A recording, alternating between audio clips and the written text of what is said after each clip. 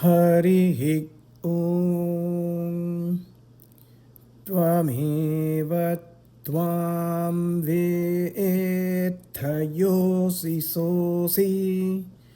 त्वमेव त्वामचैषीः चितश्चासि सञ्चितश्चास्यग्ने येताभागश्चासि भूयागश्चास्यग्ने यत्ते अग्नेऽग्न्यूनं यदुतेतिरिक्तम्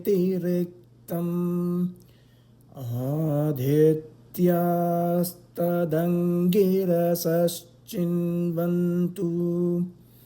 विश्वे ते देवाश्चितिमा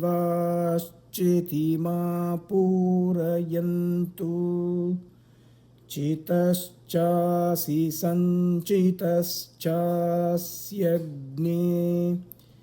येताभागश्चासि भूयागश्चास्यग्ने माते अग्ने च येन माति च येनायुरावृक्षि सर्वेषां ज्योतिषां ज्योतिर्यददावुदेति तपसो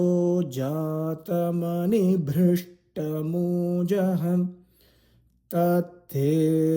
ज्योतिरिष्टके तेन मे तपा तेन मे ज्वला तेन मे दीदिः यावद्देवाः यावदसाति सूर्यः यावदुतापि ब्रह्मा संवत्सरोऽसि परिवत्सरोऽसि इदावत्सरोऽसि दुवत्सरोऽसि यद्वत्सरोऽसि वत्सरोऽसि तस्य ते वसन्तः शिरः ग्रीष्मो दक्षिणः पक्षः वर्षाः पुच्छं शरदुत्तरः पक्षः हेमन्तो मध्यं पूर्वपक्षाश्चितयः अपरपक्षाः पुरीशम् अहोरात्राणिष्टकाः ऋषभोऽसि स्वर्गो लोकः यस्यां महीयसे ततो नो मह आवह वायुर्भूत्वा सर्वादिश आवाहि सर्वादिशोऽनुविवाहि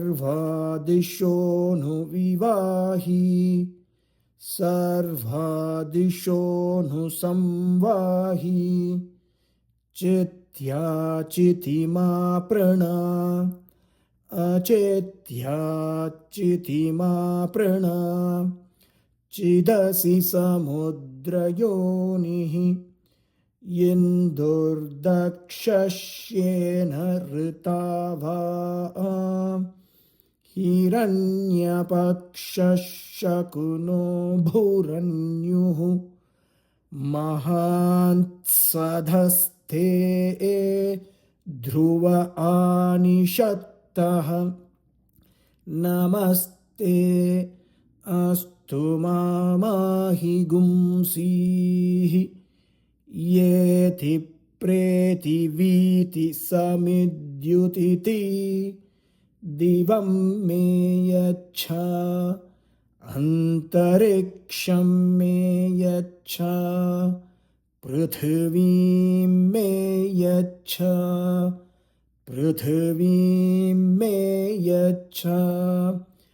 अन्तरिक्षं मे यच्छ दिवं मे यच्छ अह्नाः प्रसारय रात्र्याः रात्र्या प्रसारय अह्नाः कामं प्रसारय कामगुं समच भूर्भुवः स्वः ओजो बलं ब्रह्मक्षत्रं यशो महत् सत्यन्तपो नाम रूपममृतं चक्षुश्रोत्रं मन आयुः विश्वं यशो महः समन्तपोहरो भाः जातवेदा यदि वा पावकोऽसि वैश्वानरो यदि वा वैद्युतोऽसि सम्प्रजाभ्यो यजमानाय लोकम्